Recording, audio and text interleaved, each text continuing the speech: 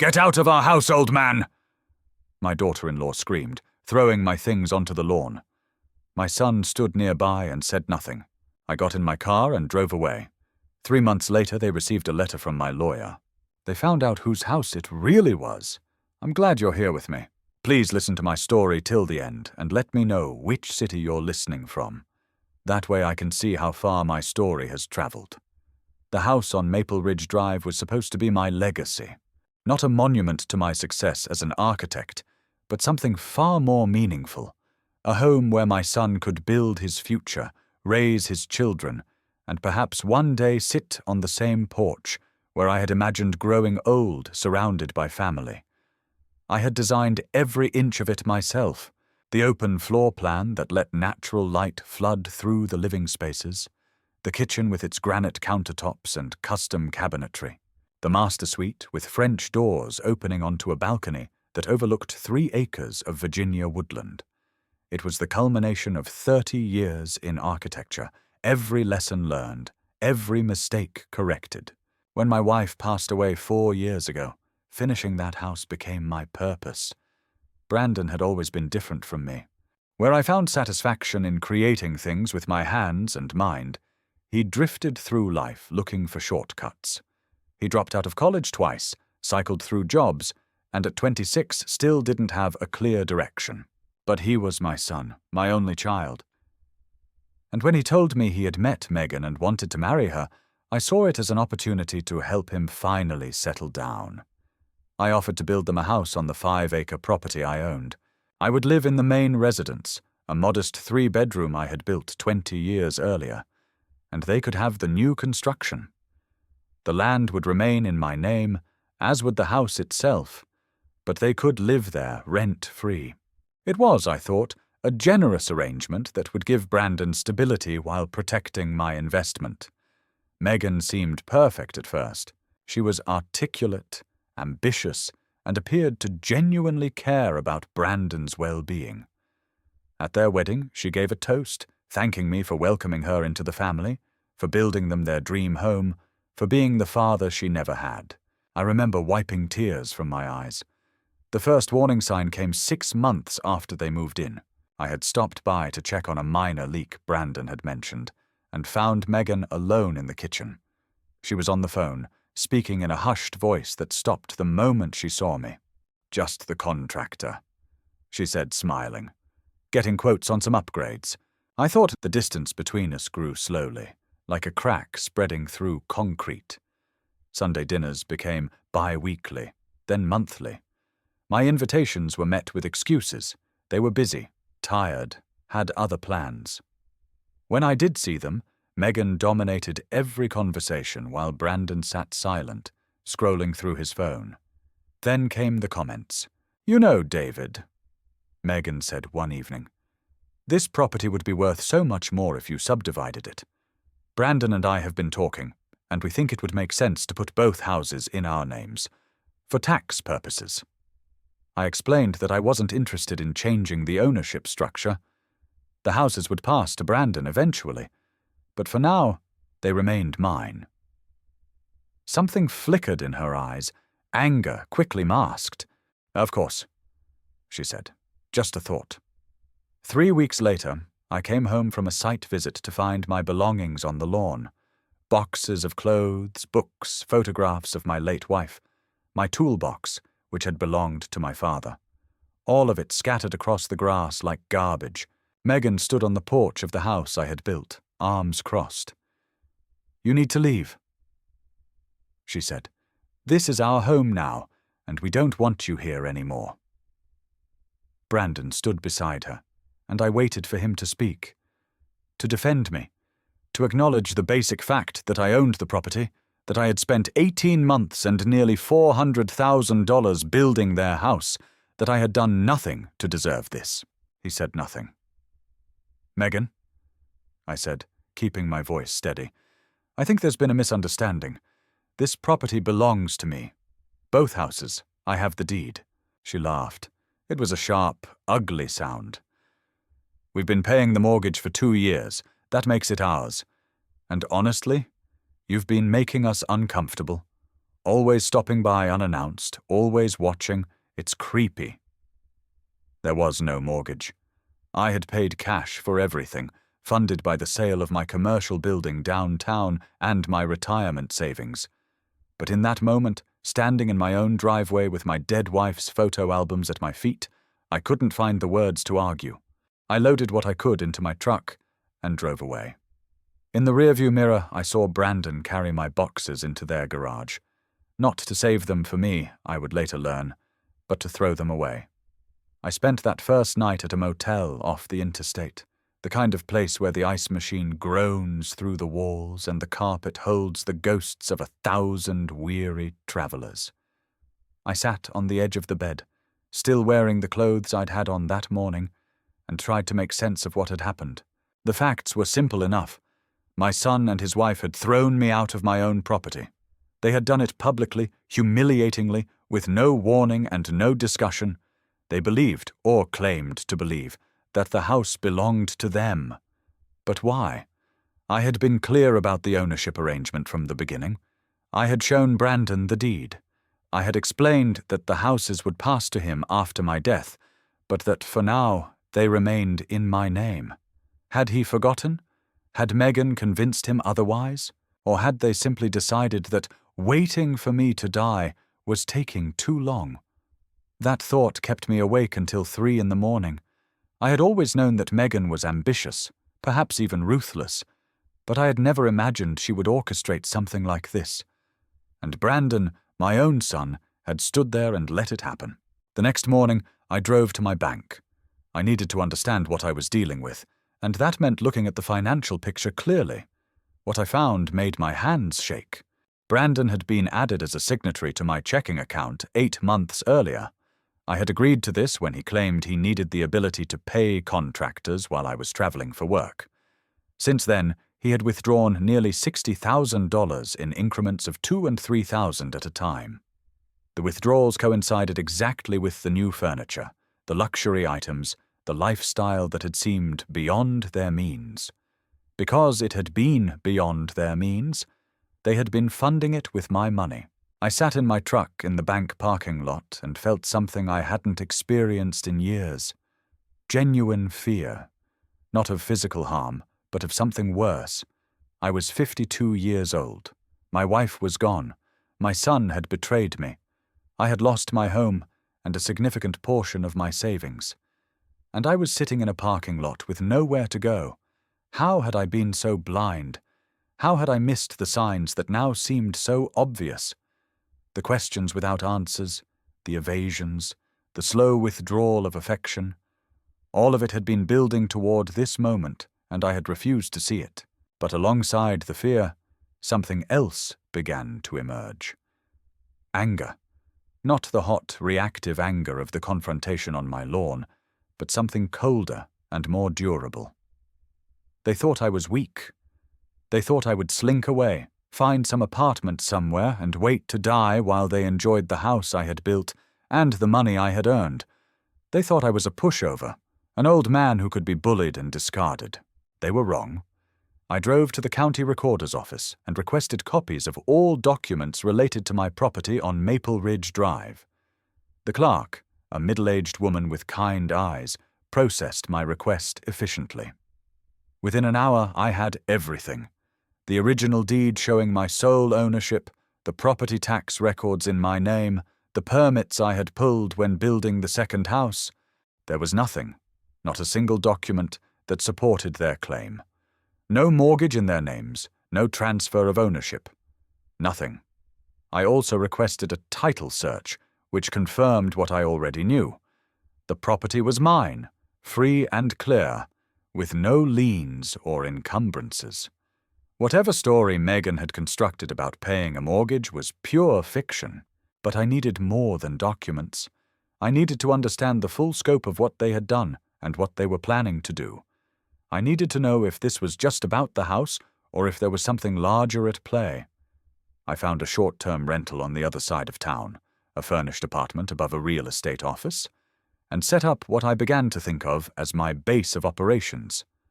I bought a notebook and started writing down everything I could remember. Every suspicious comment, every unexplained expense, every moment when Brandon had seemed uncomfortable or Megan had seemed too interested in my finances. My plan began to take shape. I would not confront them directly. That would only give them time to prepare. Instead, I would gather evidence, consult with professionals, and build an airtight case. Then I would strike. The first step was finding a lawyer. Someone experienced in property law and family disputes, someone who would understand both the legal and emotional dimensions of what I was facing. I made calls, got referrals, and by the end of the week had an appointment with a firm in Richmond that specialized in exactly these kinds of cases. Sitting in that apartment, I felt the fear begin to recede. They had made a serious mistake. They had assumed that because I had been generous, I was also gullible, that because I loved my son, I would tolerate any abuse. The law offices of Morrison & Associates occupied the top floor of a renovated building near the state capitol. I arrived 15 minutes early for my appointment, carrying a folder containing every document I had collected. The receptionist showed me to a conference room with floor-to-ceiling windows overlooking the city. Patricia Morrison entered exactly on time. She was in her early 60s, with silver hair pulled back in a severe bun and reading glasses perched on her nose. She had a reputation for being thorough, aggressive, and very expensive. I needed all three. I told none, because I never agreed to it. Any witnesses to conversations where you discussed the arrangement? I thought about it. My project manager, Tom Hendricks. He was there when I explained the ownership structure to Brandon.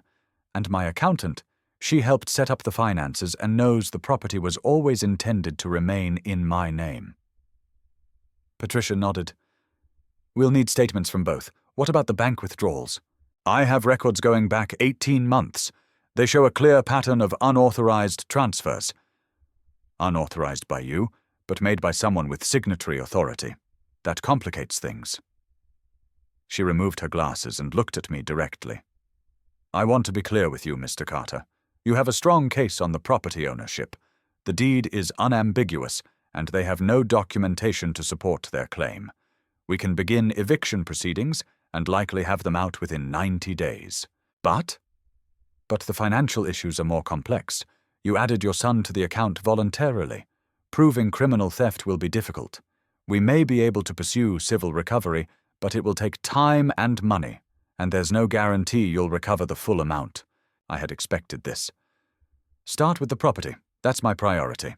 I want them out of that house. Patricia smiled thinly. Understood. I'll prepare the paperwork today. They'll receive formal notice within the week. I left her office feeling something I hadn't felt since this began. Hope. Not optimism. I wasn't naive enough for that, but the belief that justice was possible if I was willing to fight for it. The next few days passed in tense anticipation.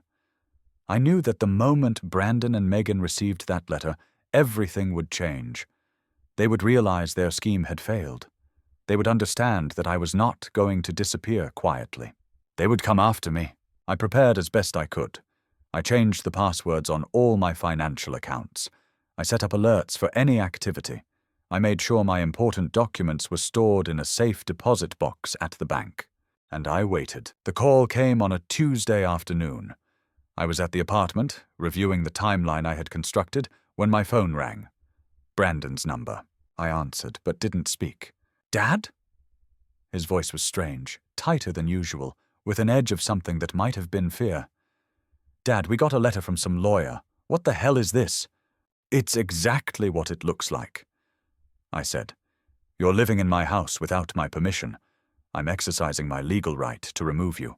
That's insane! We've been paying the mortgage for 2 years. There is no mortgage, Brandon.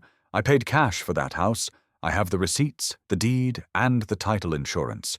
You know all of this because I showed it to you before you moved in. Silence. Then, in the background, Megan's voice. I couldn't hear the words, but I could hear the tone. Sharp, commanding. Brandon came back on the line. You need to drop this. Seriously. We can work this out like adults, but not if you're going to go nuclear with lawyers. We're well past working things out. You stole $60,000 from my account and then threw me out of my own property. There's nothing left to discuss. We didn't steal anything. You said that money was for household expenses. I said nothing of the kind, and you know it. I kept my voice calm, though my heart was pounding. Here's what's going to happen. You have 30 days to vacate the property, as specified in the letter. If you're not out by then, I'll proceed with formal eviction through the courts. Your choice. More muffled conversation. Then Megan took the phone. David, this is ridiculous. Her voice was honey and venom in equal measure. You're letting your emotions get the better of you. We're family. We can sit down and figure out something that works for everyone. We're not family, I said. Family doesn't steal from each other. Family doesn't throw someone's belongings on the lawn. You made your choice when you did that. Now you'll live with the consequences. I hung up. They had the evidence now. They knew I wasn't bluffing, and they knew I had the documentation to back up my claims. The question was how they would respond. I didn't have to wait long for the answer. 3 days after my call with Brandon, I came home to find my apartment door ajar. I stood in the hallway for a long moment, listening. No sounds from inside. I pushed the door open slowly and stepped into the living room. The place had been ransacked, drawers pulled out and emptied, cushions thrown from the couch, my files scattered across the floor. My laptop was gone. So was the backup hard drive I kept in the desk drawer. I called the police. 2 officers arrived within 20 minutes and took my statement. I told them I suspected my son and daughter-in-law, explained the context of the property dispute, and gave them the address on Maple Ridge Drive. We'll look into it, the older officer said, but without evidence tying them to the break-in, there's not much we can do. You should change your locks and consider a security system. After they left, I surveyed the damage. The files on the floor were mostly duplicates. I had learned to keep copies of everything important in the safe deposit box. The laptop was a loss, but it was password protected, and I had cloud backups of the critical documents. Still, the violation was profound. They had come into my space, touched my things, tried to intimidate me into backing down. It wasn't going to work. I called Patricia the next morning and told her what had happened. We can add this to the case file, she said, but the officer was right. Without hard evidence, it's just suspicion. What I want you to focus on is the eviction. We've filed the paperwork. They have until the end of the month to respond or vacate. And if they don't, then we go to court, and a judge orders them out. It will add another 60 days to the timeline, but the outcome is not in doubt. Your ownership is clear. I spent the next week reinforcing my position. I had new locks installed and bought a security camera for the front door. I made sure my neighbors knew to watch for anything suspicious. I tried to maintain my normal routines, going to the office, meeting with clients, but it was difficult to concentrate. The confrontation came on a Saturday afternoon. I was returning from the hardware store when I found Brandon and Megan waiting in the parking lot outside my apartment.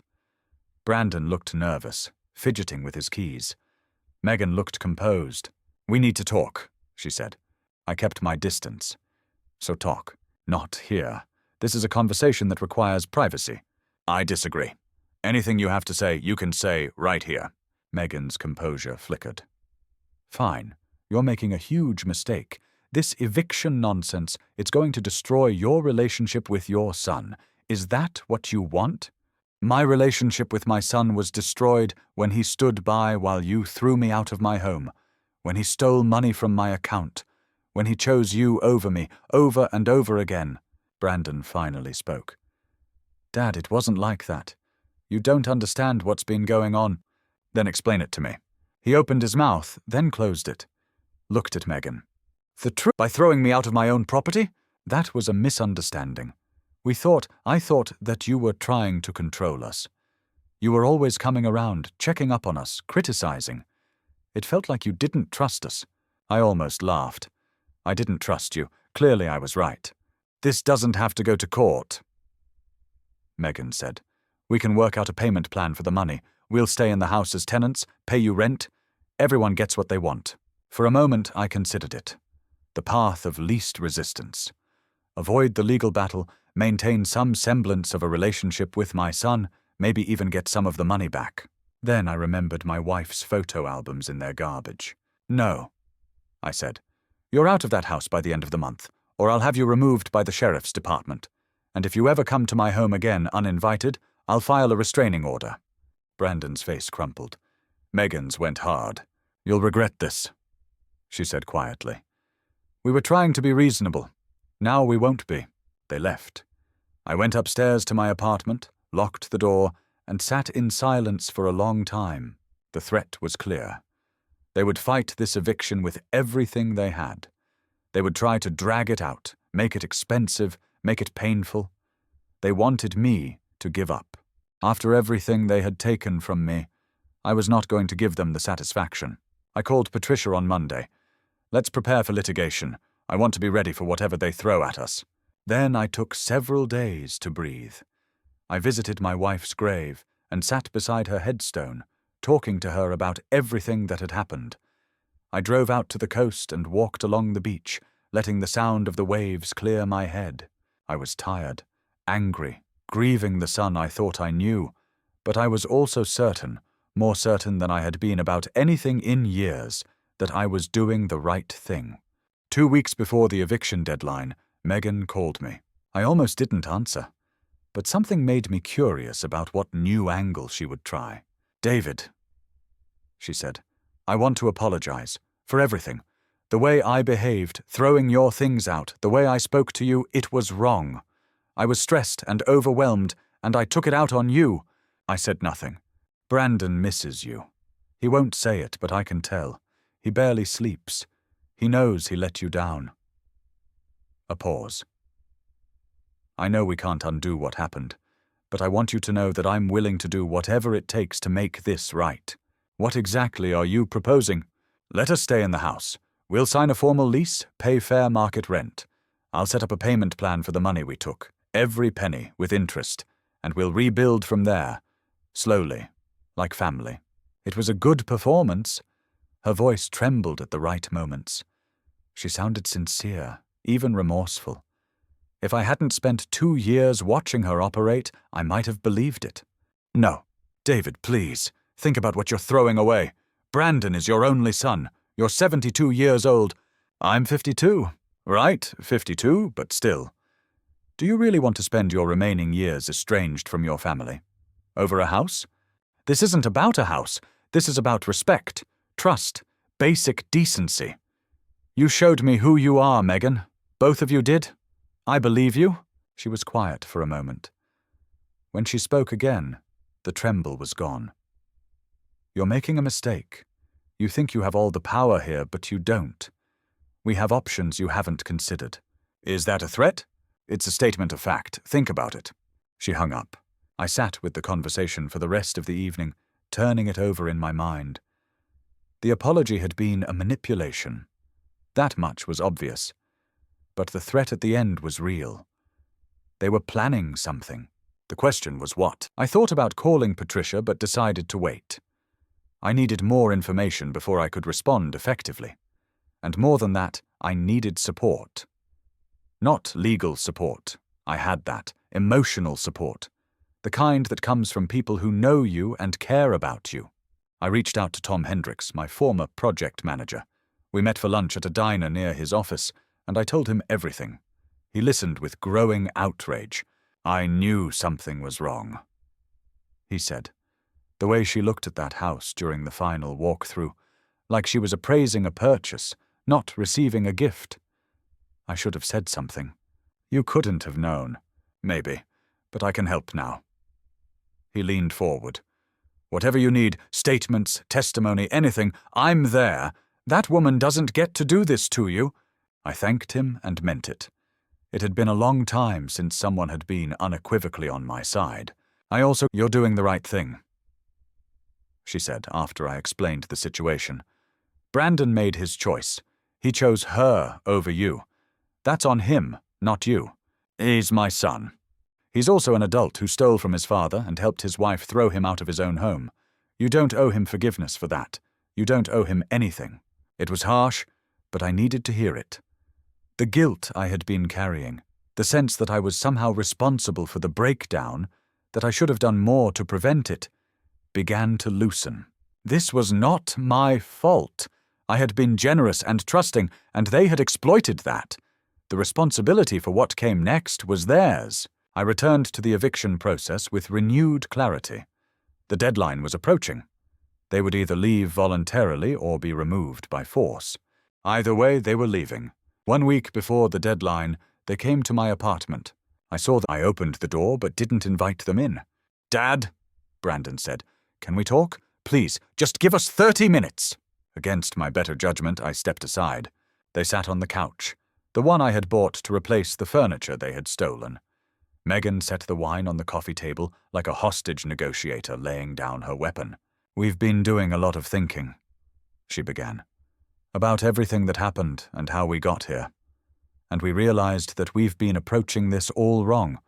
Go on, we've been treating this like a legal battle, adversaries fighting over property, but that's not what this is. This is a family in crisis, and the only way to solve a family crisis is together." I waited. "Here's what kind of solution?" Megan glanced at Brandon, then back at me. "We were thinking about a shared ownership arrangement.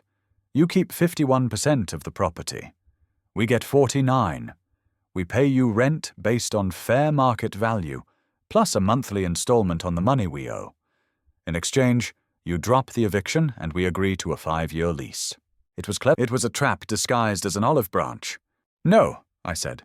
Megan's expression didn't change. "You're not even going to consider it?" "I've considered it. The answer is no." "Why?" "Because I don't trust you. Either of you. And nothing you've said or done suggests that I should." Brandon looked at me with something like pleading. "Dad, we're trying. We're really trying. Can't you see that?" "What I see is 2 people who abused my generosity, stole my money, and humiliated me in my own driveway.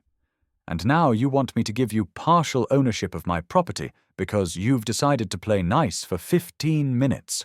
We're your family." His voice cracked. "Doesn't that mean anything to you?" "It used to, before you showed me what it means to you." Megan stood up. The mask was slipping now. I could see the anger underneath, the cold calculation. "You're going to die alone," she said. "You know that, right? No wife, no son, no grandchildren, just you and your precious house." "Maybe, but at least it will be my house." She grabbed Brandon's arm. "Let's go. He's not going to listen." Brandon hesitated, looking at me.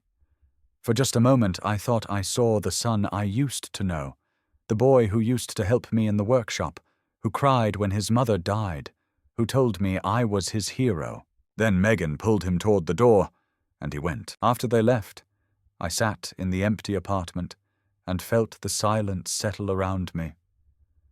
There had been a time when I would have done anything for my son, built him a house, given him money, forgiven almost anything. But there are limits to what love can endure. They had found mine. The fear was there, underneath everything. Fear of being alone, of dying without reconciliation, of becoming the bitter old man she had described. But the fear was fuel now. It fed my determination to see this through. They were out of moves. All they had left was rage, and rage wouldn't save them. The eviction hearing was scheduled for a Thursday morning in the county courthouse. Patricia and I arrived early, reviewed our documents one final time, and took our seats at the plaintiff's table. Brandon and Megan came in 5 minutes before the hearing was set to begin.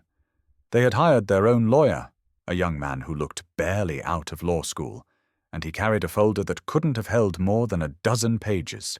The judge was a woman in her 60s with a no-nonsense demeanor.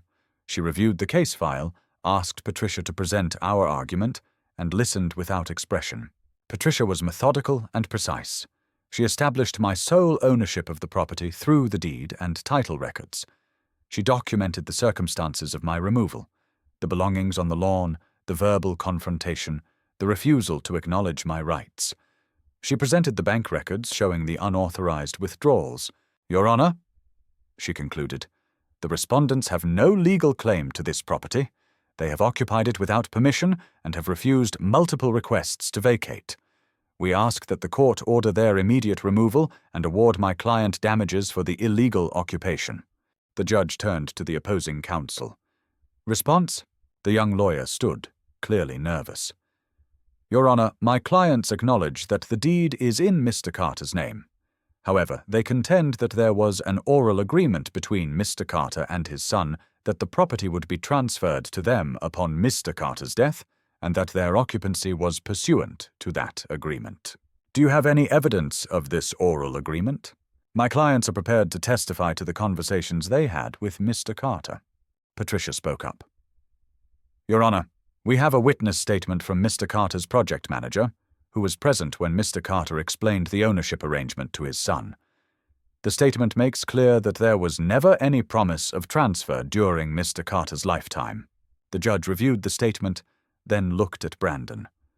Mr. Carter, did your father ever tell you, in clear terms, that he was giving you this house, that it would be yours, in your name, while he was still alive?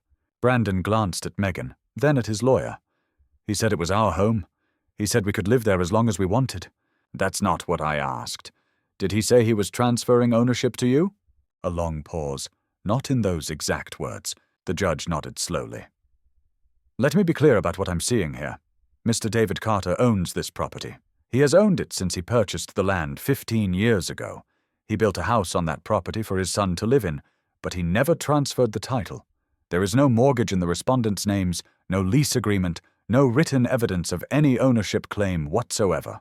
She turned to Brandon and Megan. You may have believed that this house was yours. You may have felt entitled to it. But belief and entitlement are not legal ownership. This property belongs to David Carter, and you are occupying it without his permission. Megan whispered something to their lawyer. He stood up. Your Honor, my clients request additional time to explore mediation. Denied. This matter is straightforward. I'm granting the plaintiff's motion for eviction. The respondents have 14 days to vacate the property. Failure to comply will result in removal by the sheriff's department. She looked at Patricia. Regarding damages, I'm awarding Mr. Carter $12,000 for the period of unlawful occupation, calculated at fair market rent. The matter of the bank withdrawals will need to be pursued in a separate civil action. It was over. I looked across the courtroom at my son. He was staring at the table, his face pale. Megan was speaking rapidly to their lawyer, her voice too low to hear, but her tone unmistakable. Brandon looked up and met my eyes. I saw something there. Shame, maybe, or grief. A part of me wanted to cross the room and tell him that it wasn't too late, that we could still find a way forward. But it was too late. It had been too late for a long time. Patricia touched my arm. Let's go. We left the courthouse and stood on the steps in the afternoon sun. I took a deep breath and let it out slowly. How do you feel? She asked. I thought about it. Empty, but also relieved. It's done. Almost done. We still need to make sure they actually leave. They will. They don't have a choice. She nodded. Call me if there are any problems. Otherwise, I'll start preparing the civil suit for the money. I thanked her and walked to my car. The fear and anger that had driven me for months were fading now, leaving behind something quieter. Sadness, maybe. Or acceptance. I had won, but it didn't feel like victory. On the 14th day, I drove to Maple Ridge Drive with the sheriff's deputy. The house was empty. We walked through every room, the deputy checking closets and cabinets while I looked at what they had left behind. Holes in the walls where they had hung pictures, scratches on the hardwood floors, a broken window in the guest bedroom that they hadn't bothered to repair. But they were gone. Looks clear, the deputy said. You want me to file the completion report? Yes, thank you. After he left, I stood in the living room of the house I had built. The house that was supposed to be a gift, a legacy, a bridge to my son's future. It was just a building now. 4 walls and a roof. Nothing more. I spent the next few weeks assessing the damage and making repairs. The structural elements were fine. I had built it well, but they had neglected the maintenance badly. The gutters were clogged, the HVAC filter hadn't been changed in months, and there was water damage in the basement from a leak they had never reported. I fixed what I could and hired contractors for the rest. Slowly the house began to feel like mine again. The civil suit for the stolen money took longer. Patricia filed in early spring, and the case wound through the courts for the rest of the year. Brandon and Megan hired a new lawyer, someone more experienced, and tried every delay tactic in the book. It didn't matter. The evidence was clear, and in the end, the judge ruled in my favor. They were ordered to repay the full $60,000 plus interest and legal fees. I didn't expect to see much of it. They had no assets I knew of, but the judgment was on the record. It would follow them. 18 months after I had been thrown out of my own driveway, the legal battles were finally over. I sold the house on Maple Ridge Drive to a young couple expecting their first child. They loved the design, especially the kitchen with its natural light and custom cabinetry. I gave them a fair price and wished them well. With the proceeds, I bought a smaller place in the city. A townhouse with a rooftop deck where I could sit in the evenings and watch the sunset. No spare bedrooms for family that wasn't coming. No workshop for projects I no longer had the heart to build. Just enough space for me and my memories. Brandon tried to contact me once, about 6 months after the sale. A voicemail asking if we could meet for coffee. He said he was sorry. He said he missed me. He said Megan was gone. She had left him shortly after the judgment was entered, and he was trying to get his life back together. I listened to the message twice, then I deleted it. Maybe that makes me cruel. Maybe forgiveness is the higher path, and I should have taken it. But I thought about all the chances I had given him, all the moments when he could have stood up and done the right thing, and I couldn't find it in myself to give him one more. Some things can't be repaired. You just have to live with the damage. I was sitting on my rooftop deck when I heard about what happened next. Tom Hendricks called me, having heard from a mutual acquaintance. Brandon had been arrested for fraud. After Megan left, he had tried to run the same scheme on someone else, an elderly woman he had met through a dating app. He had moved into her house, gained access to her accounts, and begun siphoning money. But she had been more suspicious than I was. She had caught him within weeks and gone straight to the police. He was facing multiple felony charges. The prosecutor was talking about 5 to 7 years. I hung up the phone and looked out at the city lights. My son was going to prison. The boy I had raised, the young man I had built a house for, was going to spend the next several years behind bars. I should have felt something. Satisfaction, maybe, or vindication, or at least sadness at the waste of his life. Instead, I felt nothing. He had become a stranger to me. His fate was his own. Megan, I learned later, had moved to another state with a new boyfriend. Some people never change. They just find new victims. I hoped the next one was smarter than I had been. 3 years have passed since I stood on that lawn with my belongings scattered around me. 3 years since I drove away from the house I had built and the son I had lost. I am not the same man I was then. The anger is gone now, most of it anyway. So is the fear. What remains is something like peace. Not happiness exactly, but acceptance. I have made my choices and lived with their consequences. My life is smaller than it was, quieter. I work less, mostly consulting projects that interest me. I travel when I feel like it. Scotland last spring, Japan in the fall. I have dinner with friends, go to concerts, read books I had been putting off for decades. I visit my wife's grave every few weeks and tell her about my life. I like to think she would be proud of how I handled things. She was always the strong one in our family, the one who saw through pretense and demanded honesty. I hope I honored her memory. I have not seen Brandon since the courthouse. I know he was released from prison last year, Tom told me, but he hasn't tried to contact me again. Maybe he's ashamed. Maybe he's moved on. Either way, the door is closed. I don't hate him. I want to be clear about that. Hate requires too much energy, too much attention. He was my son, and I loved him, and that love was not enough to save him from himself. That's not something to hate. It's something to grieve. What I feel mostly is relief. Relief that I stood up for myself when it mattered. Relief that I didn't let fear or guilt or misplaced loyalty talk me into accepting the unacceptable. Relief that I found the strength to walk away. Last month, I had dinner with a woman I met through a friend. Her name is Caroline, and she teaches architecture at the university. We talked for 3 hours about everything: buildings, books, travel, loss. At the end of the night, she said she'd like to see me again. I said I would like that too. I don't know what happens next. Maybe it becomes something, maybe it doesn't, but for the first time in a long time, I'm open to the possibility. I'm not looking backward anymore. The house on Maple Ridge Drive is still there. I drove past it last summer just to see. The young couple had planted a garden in the front yard and built a swing set in the back. Through the windows, I could see them sitting in the kitchen I had designed, laughing, talking, living the life I had imagined for my son. I didn't feel sad. I felt grateful. The house had found its purpose after all, just not the way I had planned. I am 55 years old. I have a townhouse in the city, a career I still find meaningful, friends who care about me, and maybe something beginning with a woman named Caroline. My son is a stranger, and his mother is gone, and I will never have the grandchildren I once dreamed about.